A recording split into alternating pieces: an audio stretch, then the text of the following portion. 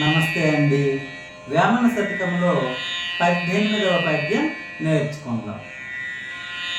వేరు పురుగు చేరి వృక్షంబు జరుచును, వేరు పురుగు చేరి వృక్షంబు చెరుచును, జీడ పురుగు చేరి చెట్టు చెరచు, కుత్సితుండు చేరి గుణవంతు జరచురా, విశ్వదాభిరామ వినురవేమా.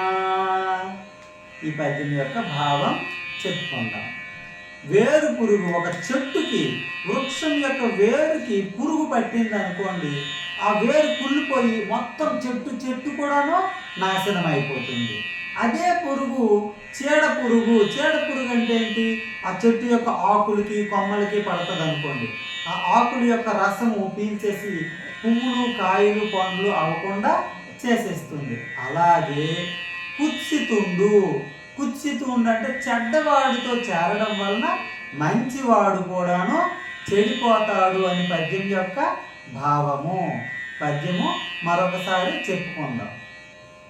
వేరు పురుగు చేరి వృక్షంబు జరుచును, చీడ పురుగు చేరి చెట్టు చెరచు, కుత్సితుండు చేరి గుణవంతు జరుచురా, విశ్వదాభిరామ వినురవేమా. వింటున్నారు కదా అండి మీరు? చెడ్డవాడు ఎప్పుడు కూడా మనం చదువుతూ ఉంటాం అనుకోండి, ఇంకొక స్నేహితుడు వస్తాడు, అరే రారా ఆటలు ఆడుకుందాం రారా, గోళీలు ఆడుదాం రారా అంటే నేను రాను, చదవాలి అని చెప్పాలి.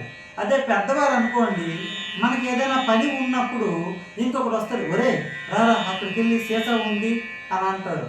అబ్బే మనం వెళ్ళకూడదు, ఆయనకి అస్సలు మనం లోబడకుండా ఉండాలి. చెడ్డవాడితో స్నేహము చాలా ప్రమాదకరం.